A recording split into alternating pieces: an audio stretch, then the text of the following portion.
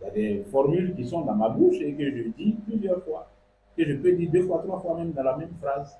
Mais ça ne veut pas pour autant dire que ça fait partie des redites dont on parle là. Non, puisque dans notre langage, mais dans notre façon de nous parler même, il y a des choses qu'on répète, il y a des phrases qu'on répète, il y a des mots qu'on répète quand on parle, quand on se parle. Donc ce n'est pas systématiquement parce que j'ai répété le même mot ou bien la même phrase que ça tombe sous le coup du reproche que le Seigneur est en train de faire ici. Souvenons-nous déjà que, comme je l'ai dit là, les pharisiens sont les champions de l'apparence. Ils sont les champions de l'apparence. Ça veut dire que les dispositions dans lesquelles eux-mêmes ils se mettent pour venir prier là, c'est déjà faux à la base. D'accord? Maintenant, les redites qu'ils font dans leur prière, c'est pour se donner un genre. C'est tout. Ce n'est pas la prière, parler à Dieu, c'est pas ça vraiment. Ils ne sont pas dans un exercice spirituel. Ils sont dans autre chose. Ils sont en train de se produire, se présenter comme des gens de prière, des gens qui s'affectionnent à la prière alors que c'est faux. C'est dans ça là que les redites sont des choses inutiles. Sont des choses inutiles.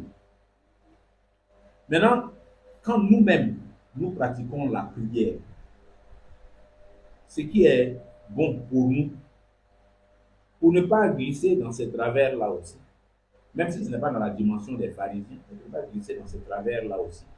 Et puis, avoir l'habitude ou bien la pratique des redites juste parce qu'on veut combler des silences, ou bien, je ne sais pas, pour une autre raison quelconque. Ce qui est bon pour apprendre à ne pas tomber dans ces travers-là, c'est d'apprendre à parler à Dieu avec son cœur.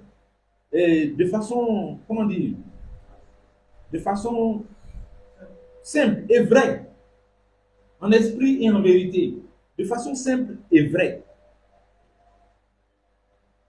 C'est ce que j'appelais, quand je donnais mon exemple, être naturel.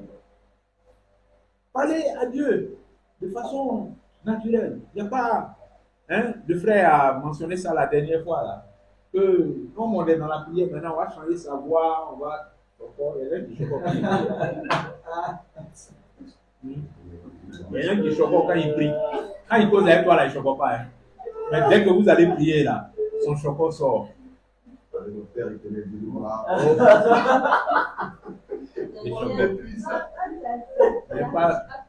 Ça, c'est pas naturel. Tu es impressionné le Seigneur ou bien c'est comment? Voilà. Jésus bénit cette esprit bénit Dieu.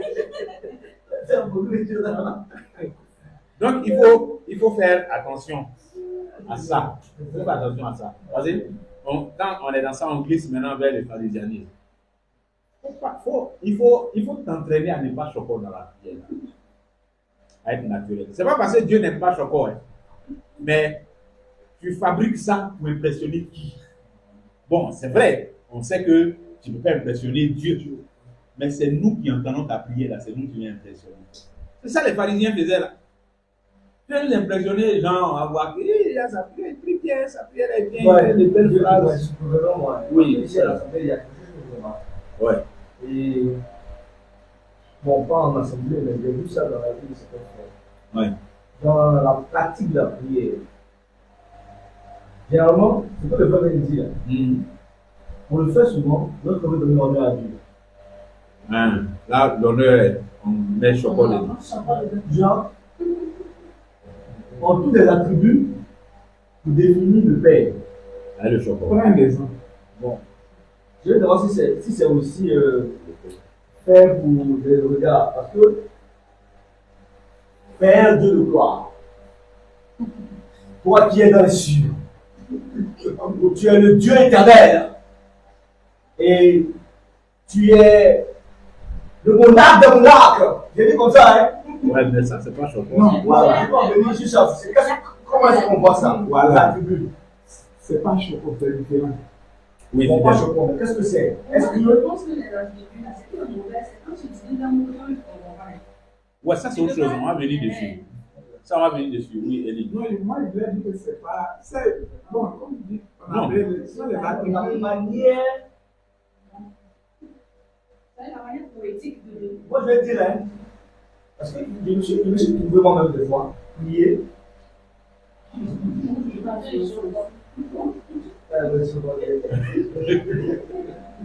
Enlevez. Tu vois?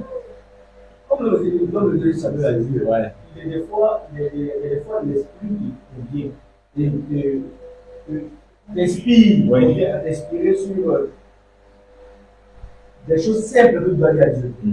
Mais comme tu as pour habitude d'être avec le frère qui, avant de prier, utilise des termes pour définir Dieu, si tu rentres dans la prière, c'est que l'esprit de tout ça fait. C'est pas tout ça. C'est trop monotone. Donc tu commences aussi dans les trucs. Dieu, tu es où? Tu es caché dans l'ombre de ton ombre. Tu vois, les trucs comme ça. Ouais. Je te dis. Les formules. Voilà, les formules. Encore le deux. Est-ce que tu suis? Oui, je comprends. Quand tu pries comme ça, est-ce que tu es en train de prier tel que nous partageons dans la meilleure des manières? On ne doit pas mélanger les questions. D'accord. On parlait de ce que les Ivoiriens appellent choco. Voilà, ça dit que. Bon, un exemple, voilà, changer le ton. Voilà. Ça c'est. Je veux dire que. Pourquoi tu changes le ton? Tu ne parles pas comme un blanc. Tu parles, je veux dire que naturel. Tu es naturel. Maintenant, l'exemple que tu viens de donner là, c'est pas choquant comme on le dit, c'est autre chose. On a parlé de l'attribution et les qualifications. Là, c'est une autre affaire. Voilà. C'est une autre affaire. Mais moi, je pense que tout dépend de la manière. Je pense qu'il n'y a pas de formule rigide sur ça. Tu peux commencer à qualifier Dieu, c'est là, selon que l'esprit te conduise. Mais si, comme toi-même tu l'as dit là, peut-être que tu sens qu'il y a un silence et que toi-même, tu veux parler comme les policiers, tu veux toi-même, ça dépend. Donc toi-même tu parles là. Normalement, si tu le fais consciemment à dessein, tu sais. C'est ça. Ça, je veux dire qu'il n'y a pas une réponse qui peut. Ça, c'est un élément très important. Toi-même, C'est-à-dire, toi-même, tu sais ce que tu es en train de faire. Donc, c'est de ça qu'on parle. C'est-à-dire, toi-même, tu sais ce que tu es en train de faire. Tu sais quelles sont tes intentions quand tu fais comme ça. Que ce soit chocobi, que ce soit même comme tu as dit là. C'est dans quelle intention. Sinon, a priori, ce que tu viens de donner comme exemple là, il n'y a rien de mauvais en soi dedans. Je dis, prier et puis sur un ton poétique, hein, voilà, prier et puis bon, voilà. Dieu peut comprendre ton langage, il peut te comprendre. Mais tout dépend du but que, voilà, peut-être que tu as fait ton intention. Sinon, moi, je pense que il y a certaines choses là. Souvent, on peut se débattre, on peut tenter d'exprimer, mais Dieu peut comprendre ton langage, il peut s'adapter à ça pour le moment. Et puis, le reste là, devant, il va voir comment tu vas te comporter après, aller parler de tes semences, de bien, là, c'est là qu'on parle d'échec. J'ai dit ça pour moi, parce que j'ai dit au début, et l'attitude qu'il y avait, comment on dirait, quand j'étais avec les gens. Quand je suis venu, c'est pas celui l'attitude qu'il y a eu ici. Quand je suis venu, on travaille, je parlais français. Là-bas, il peut m'arriver ça, c'est que quand je ne suis pas épuisé même de faire ce que je suis en train de faire là, je ne dis pas. Quand je suis venu ici, c'est bien que je m'appliquer à dire. Après, bon, je laisse comme ça. Pourquoi? Pourquoi? Parce que moi, je ne sais pas pourquoi ça m'est arrivé. Donc, il me dit non, maintenant, là, je vais lire pendant 3 heures. C'est tant qu'il me parle de mon père, il va continuer à lire ça, parce qu'il est 3 heures là, ça arrive. Et il a fait ça, même pendant une semaine. Et quand j'ai fini, je l'ai laissé pour le mettre dans le monde. Si je suis là maintenant, là, c'est de façon naturelle. On peut lire ça, c'est que voilà, et c'est pas bien ici. Ma vie évêque, moi le téléphone et je dis, parce que bon, on me dit, mais je ne dis pas ça pour la performance, mais si mon enfant peut-être après, D'accord, c'est un. Pour m'adapter à ça, je ne sais pas. Je ne peux pas les études pour adapter mon corps à ça. Oui, vas-y. Par rapport à la préoccupation que nous a posée là, c'est parce que je pense que il y a quelque chose dessus. Vas-y. C'est vrai que selon ce que tu as décrit, tu prêches souvent d'une manière spontanée, selon la direction de l'esprit, tu parles un peu, et puis tu as parlé de, quand tu regardes les autres, tu vois, ils prient d'une manière intense, et seulement ils sont accélérés. Voilà. Bon, ce que tu fais là, c'est bien bon, mais le doyen a dit que celui que tu vois en train de prier, peut-être que vite, vite, vite, il dit beaucoup de choses, il est rapide. Est-ce que tu as demandé souvent à ces personnes-là pourquoi vous priez ainsi? Moi, voilà comment ils disent. Tu leur as demandé au moins une seule fois pourquoi ils font ça. Voilà. Donc, hein? Vous comprenez? Donc, vous voyez qu'on a contrarié un peu. Alors que souvent, les gens font ça pour la forme. Voilà, souvent, si on a fait ça ailleurs, c'est pas, là, c'est pas bon. Mais par rapport à l'exemple que tu as pris là, moi, ce qui est dit, c'est que c'est lui qui a côté de toi. Il fait que prie beaucoup et il fait de. Voilà. Souvent, ça dépend, quand il dit, est-ce que tu l'as dit, ça dépend du sujet, ou bien du fardeau qu'il a. Voilà. Parce que souvent, c'est pas tout le temps, il faut prier tel que tu l'as dit là. Voilà. Souvent aussi, façon l'autre prie là. Souvent, il faut ça. Ça dépend.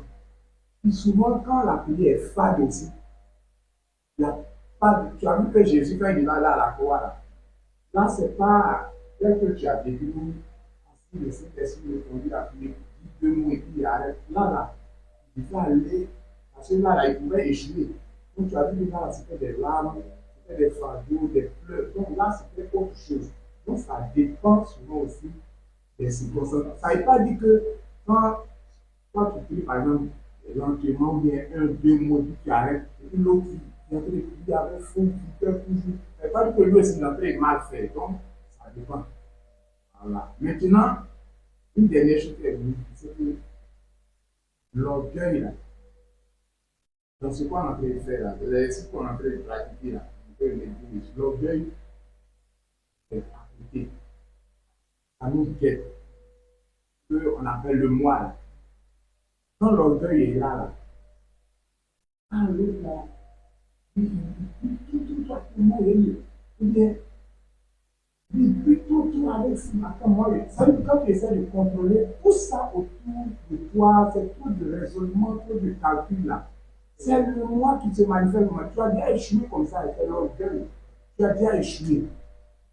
Souvent, nos prières là, ne sont pas exaucées, c'est tout cela. C'est l'orgueil qui est là comme ça.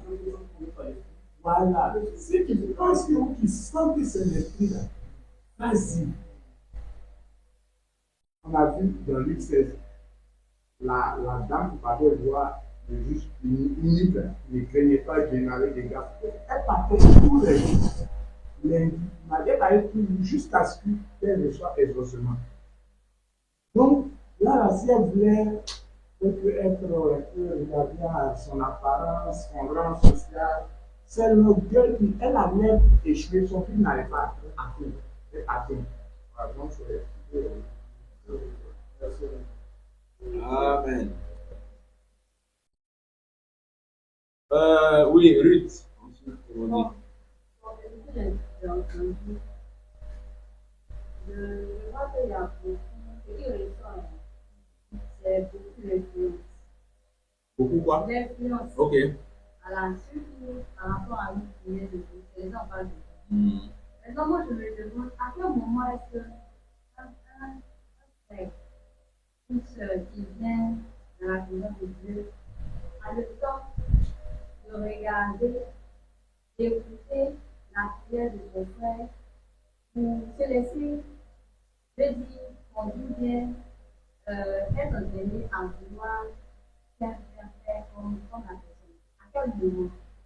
Si on est venu dans un état, je dis, assez que je vais être confronté ou bien inspiré ou bien conduit, à quel moment est-ce qu'on se laisse influencer de cette manière?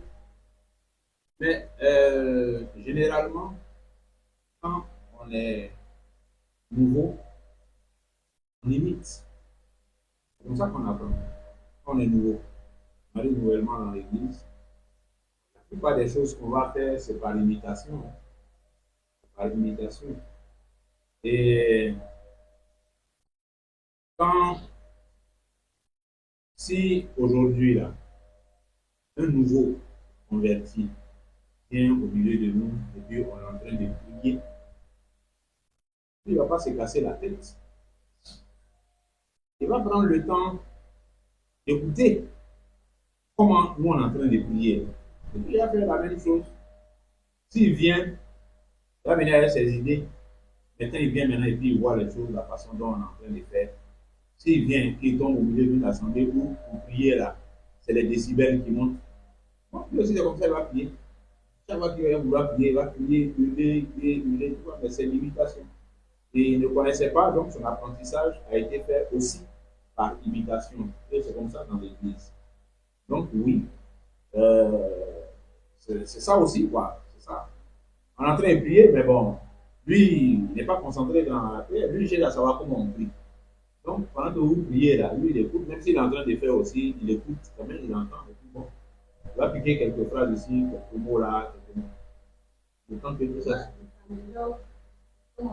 il s'améliore avec. C'est pour ça qu'il faut être formé. C'est pour ça qu'il faut être formé. Parce que il y a ce premier niveau de connaissance là, des voix de Dieu, des voix de Dieu, des choses des pratiques qu'on trouve dans l'Église. Le premier niveau de connaissance, c'est en tant que nouveau, je brasse tout, je prends ce qui est à portée de ma main. Maintenant, en considérant le fait que dans tout ce que je vois autour de moi là, tout n'est pas bon, tout n'est pas droit. Mais je ne sais pas encore trier ce qui est bon et ce qui n'est pas bon. Donc je prends tout ce qu'il y a autour de moi, ce que je vois les autres faire, ça je le prends. C'est l'enseignement et la formation qui vont me permettre maintenant de redresser ce qui a besoin d'être redressé. Dans la prière, dans comment j'approche les Écritures, comment je marche, comment j'obéis à la parole de Dieu, comment je fais ci, comment je fais ça. C'est l'enseignement, la formation, c'est ça maintenant qui me redresse. Voilà. Parce que, alors ce que nous disons est important. Parce que, ouais, comme je suis en train d'expliquer là, un nouveau qui vient, il nous imite. Ça veut dire que si ceux qui sont les anciens là ont encore des travers, des choses qui ne sont pas droites, et il est susceptible d'être imité par un nouveau qui vient également. D'où l'importance de ces moments de formation-là qui nous permettent de redresser les choses qu'il y a à redresser afin que ça n'aille pas contaminer quelqu'un qui arrive au milieu ici. Il est préférable pour un nouveau qui vient au milieu de nous de trouver des bonnes choses à imiter. Voilà. Donc, et les bonnes choses à imiter là, c'est les choses droites que nous, on pourra lui présenter. Bon, il imite ça et puis c'est tant mieux pour lui. Sinon, si on lui présente des choses qui sont tordues, c'est ça, il va prendre et puis après, il va falloir chercher à le redresser, l'aider, le former. Voilà. Et ça va être compliqué. Oui. Bon. C'est dans Éphésiens 6, c'est le même chapitre à laquelle Paul appelle à la prière. Il dit faites toutes sortes de prières et de supplications par l'esprit. Éphésiens 6, verset 18. Il dit faites en tout temps par l'esprit toutes sortes de prières et de supplications. Veillez à cela avec une entière persévérance et priez pour tous les saints. Donc, je lui dis, au niveau de la prière, quelqu'un est éloquent, il est là. Mais l'esprit, même pas l'esprit, c'est la parole de Dieu. Tant que tu es dans l'esprit de la parole de Dieu, ton cœur est déçu l'exactitude de la parole, que tu sois en silence, que tu élèves la voix, que la formule soit, c'est vrai qu'il y a des prières qui ne collent pas à la parole. S'il y a quelqu'un, le feu, tu vas envoyer les sorciers, toutes ces prières-là, on comprend que c'est des prières qui ne sont pas des prières d'amour. Voilà. Apollon était éloquent, dans son éloquence, il a eu l'exactitude de la parole. Mais ce que je t'ai dit, pour ce temps, cette semaine, ou même pour ce mois, ou bien pour le temps que tu es en train de vivre sur ça, prie 2 heures. Est-ce que je t'ai dit ça? j'ai prié 2 heures. Bon, pas forcément, mais pris longtemps. Est-ce que tu te dis aussi, ah, moi par exemple, quand je fais les choses de l'écriture, il a dit, j'ai prié matin, bien longtemps, je sois comme ça là. Je fais une petite prière et puis je tombe. Ça, c'est la force que Dieu me donne. Le moment où j'ai la force, plus oublier les écritures. Donc je vais dire, quoi, la manière dont l'esprit va nous conduire, dans tout ce que nous faisons, qu'on soit en train de parler de manière, même notre voix peut changer. Si l'esprit nous conduit comme ça, on fait comme ça. Si l'esprit nous conduit aussi à prier doucement, on le fait. Parce que tout ça, Dieu utilise aussi pour édifier, nous édifier toutes les choses. Bon, en même temps aussi, on va qu'on attribue tout à l'esprit. Hein. C'est pour ça qu'il dit, l'esprit même là, tout est lié. C'est-à-dire la parole là, c'est ce que nous fait. C'est-à-dire la parole que nous recevons, c'est ça qui nous conduit dans l'esprit. Parce que si tu avais un bon confort, tu apprends tout l'esprit. Avant qu'il y ait mon téléphone, les gens, je suis parti chez nous, parler avec eux. Le moment où je me parlais, j'ai dit une parole, j'ai répété exactement une parole que mes émotions, la réaction de la maman. Et tout, j'ai appris de lui. C'est pas qu'il est mal fait. J'ai dit des prières de Dieu à l'intérieur. C'est méchant. Mais si l'esprit te pousse, mais l'esprit là, il peut faire ça avec ton frère qui meurt. Donc, il dit, les gens sont. Il y a un calme. L'esprit, même, c'est la parole. Sinon, tout le monde en train de prier, ils disent qu'on est prié par l'esprit. Mais l'esprit véritable, onction dont on parle, les gens disent onction, le feu, tout ça, c'est la parole. Donc, quelque part, si l'exactitude de la parole y est, je ne sais pas, l'esprit va nous conduire vraiment dans cette prière que le Seigneur nous demande. Avec envie, avec cœur. Donc, ça peut arriver que le frère peut élever la voix, ça peut arriver qu'il abaisse la voix, ça peut arriver qu'il soit, sa voix même chante selon que l'esprit va conduire. Mais tout en restant. L'esprit va changer sa voix. Donc, je veux dire, ça peut arriver qu'il peut. C'est que je veux dire en fait. Bon, par exemple, on peut être là. Non, je veux dire, par exemple, je pense, quand tu chantes, quand quelqu'un chante, vraiment, il y a des fois. Non, les chants, c'est autre chose. Ouais, c'est quelque part. Moi, on ne peut pas chanter comme on parle. Les chansons là, On ne peut pas chanter comme on parle. On ne peut pas chanter comme on parle. Bon, ce que je veux dire, c'est quelque part, même chanter, on dit souvent chanter. Oui, mais chanter, c'est chanter. Moi, je ne peux pas dire, béni soit à jamais le grand nom. Béni soit à jamais. Il faut que je module ma voix. Vous voyez, je suis en train de chanter. Voilà. Mais voilà, c'est ça. Bon, ok. On peut le faire avec une voix calme. D'accord. On peut chanter à haute voix. On peut chanter. Oui, mais en fait, vous allez voir, il y a plusieurs voix. D'accord. Hein? Oh, oui. Moi, je me permets. Hein. Oui, je te Je pense que le frère, dans ce qu'il a dit, il a dit quelque chose lui-même qui est assez clair. Je pense que, selon son dit, mieux par l'esprit, qui est la parole, non, on ne sera pas en train de faire autre chose dans la parole. Ou dans l'exemple de la parole. On ne voit jamais dans la parole de Dieu une manière de prier avec une réalité chacun. On va moduler. On ne voit pas aussi dans la parole de Dieu, on voit des manières de prier. Il y a des prières ferventes, il y a des prières avec. Il y a des prières où on pleure même. Où on se met, voilà. Il y a des prières comme si elle allait du devant dans le témoignage. J'ai été dossier. Là, c'est l'exemple qu'on a par le passé. Donc, quand on dit prier par l'esprit, il faudrait faire sa définition. Il faut regarder ce que la Bible dit. Donc, frère, déjà, il n'y a pas de manière de tonalité là. Non, je passe un exemple pour le monde aussi à ce que la Bible dit en fait. On ne regarde pas ça. C'est-à-dire, moi par exemple. Non, mais on comprend ce que tu dis. Hein. Voilà, on comprend ce que tu dis. C'est pas. Je dis, Père, je le vois, Seigneur Jésus.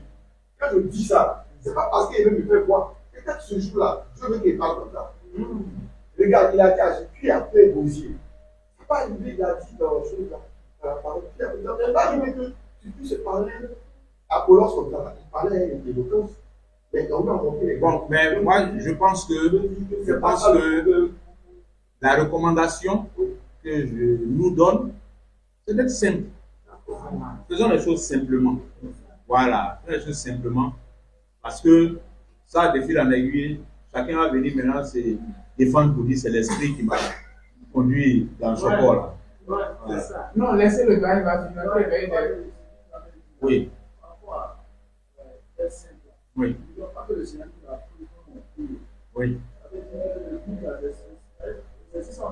Bien sûr. Oui. Oui. Pour le faire. Voilà, donc on ne peut pas comme ça, on ne peut pas marcher.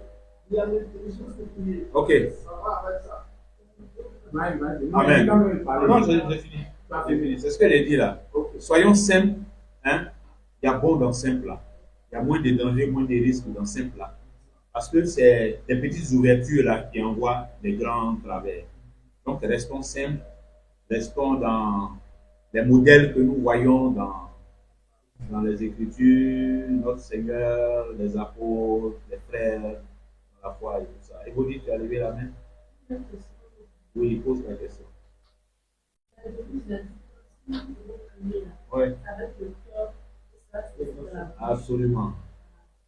Quand tu parles des sujets, les frères, Oui. si la vie que la vie dans le frère, et que ça se famille sur le cœur, on parle de détails, ça a aucune équipe pour le semaine. Là, tu dis seulement pour un point et après, se parler de ça. Bon, est-ce que tu as dit autre chose? Tu viens avec le cœur. Le fardeau, c'est-à-dire, au moment où tu es en train de prier là, hein, oui, Mais après ça, puis à un moment donné, c'est fini. Hein.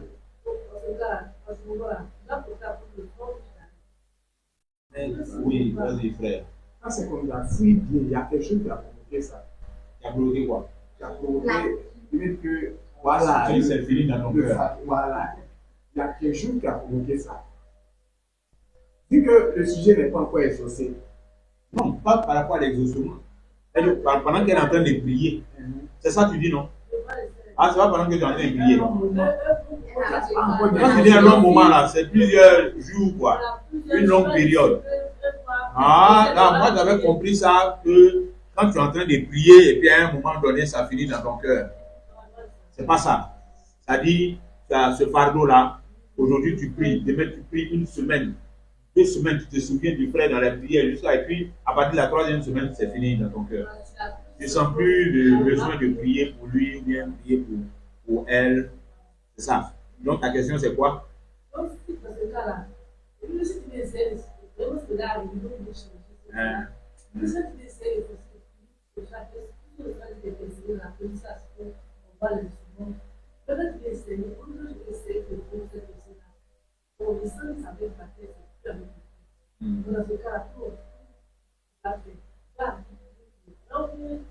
Bon, si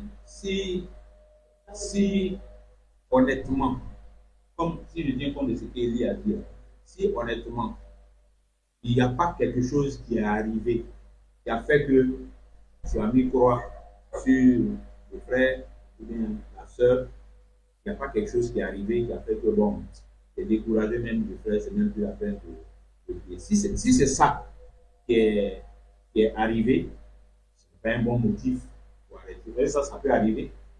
Ce n'est pas un bon motif pour arrêter.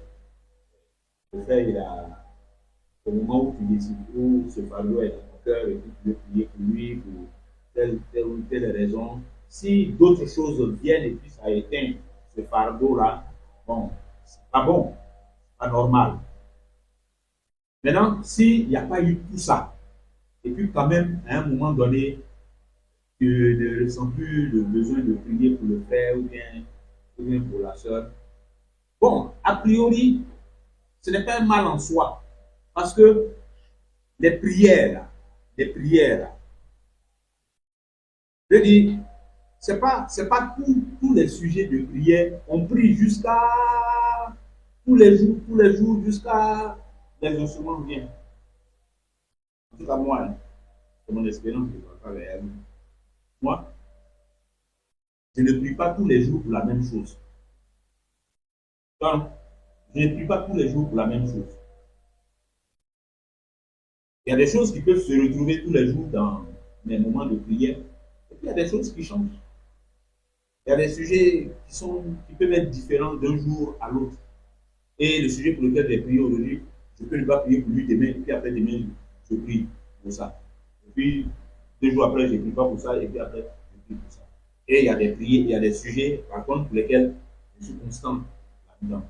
Donc, ce n'est pas un mal en soi que pendant une période, j'ai prié pour quelqu'un, et puis à partir d'un moment, j'ai arrêté de prier pour la personne, et puis je me suis orienté ailleurs, quitte à revenir peut-être sur le sujet de prière. En soi, ce n'est pas mal, mais c'est, comme Élie a dit là, s'il y a une raison pour laquelle toi-même tu décides que bon, ce n'est plus la peine de prier pour lui, là, c'est là-bas là, qu'il faut faire attention.